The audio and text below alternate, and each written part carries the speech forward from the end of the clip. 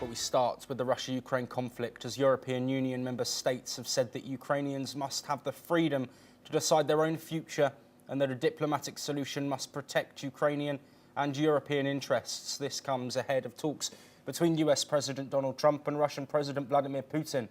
According to reports, European leaders and Ukrainian President Volodymyr Zelenskiy plans to meet with Trump before the summit in Alaska, amid fears that Washington could look to unfavourably subject Ukraine to terms. The statement was endorsed by leaders of all EU member countries except from Hungary.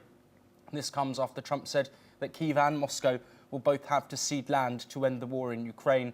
And talks with Russian President Vladimir Putin this week will instantly show whether the Kremlin leader is willing to make a deal. Let's now listen to what the US President has said.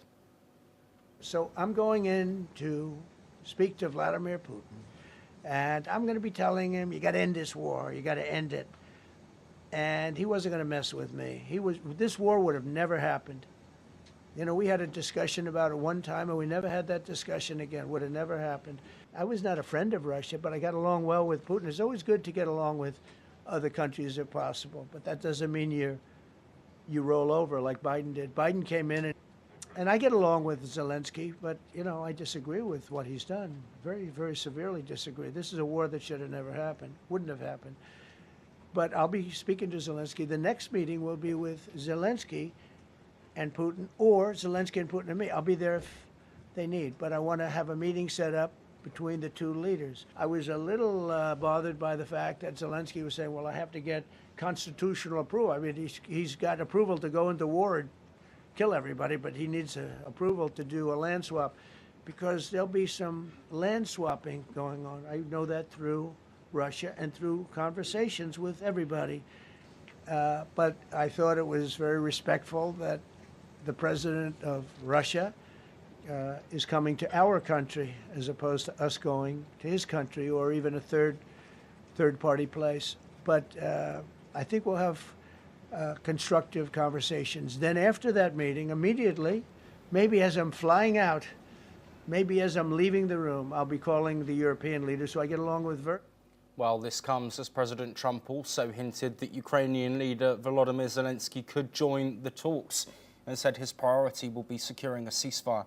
Zelenskiy, however, insists there's no sign that Russia wants peace, warning that Moscow is moving troops for a new offensive. Let's listen to what the Ukrainian president said. З Україною. Також сьогодні була доповідь розвідки і військового командування про те, на що розраховує Путін і до чого реально готується. Зокрема, це і приготування воєнні. Він точно не готується до припинення вогню і війни. Путін налаштований тільки на те, щоб подати зустріч з Америкою як свою особисту перемогу. І далі продовжувати діяти так, як і раніше. Тиснути на Україну так, як і раніше. Well, joining us to discuss all of these developments is Professor Vasilin Popovsky, a professor and vice dean at the Jindal Global Law School, joining us live from Bulgaria. Professor Popovsky, as always, a pleasure to have you on the programme. There is a lot to discuss, so I'd like us to try and go through all the developments as quickly as we can. Let's first look at Trump's comments saying that both Russia and Ukraine will have to cede land. Of course, Russia invaded Ukraine and holds Ukrainian land, around 20% of it. What do you think Trump means by this comment? Well, it's very difficult to know what Trump means on anything, but apparently what happened is that his ultimatum expired last Friday, and a day before that, Witkoff, being in Moscow, received an invitation to meet on a high level, and he accepted, instead of imposing sanctions on Russia for not stopping the fire in the ultimatum of 12 days, actually many previous ultimatum anyway, and he invites Vladimir Putin to United States territory for a meeting. So it's exactly the opposite of what he's talking last week, he's talking today, maybe tomorrow he says something very different. So land swaps, apparently there are very small territory in Sumsky and Kharkiv Oblast region in Ukraine, about 300 kilometers. And possibly these are what Putin may concede because they are not part of the four regions which he, in a referendum, attached to Russia a year ago, the Donetsk, Luhansk, Zaporozhye, and Kherson. So if that's what's meant, we don't know. We will see what Russians propose to give up, but they will make such demands, much bigger demands everywhere else, that will definitely be absolutely not acceptable. And you, Joshua, said it very correctly. It's a Ukrainian land for Ukrainian land, after all. So what is that deal? It's really ridiculous. Professor Popovsky, let's look at the EU statement that has been released, all but one nations, that one being Hungary, signing this letter and looking at the deal, hoping to meet with President Trump as well. Why is the European Union and EU nations taking this so seriously and really pushing this? Is that a signal that this conversation between Trump and Putin could actually lead towards a deal? Yes, the Europeans are concerned, and very seriously concerned, because they see a prolongation of the war.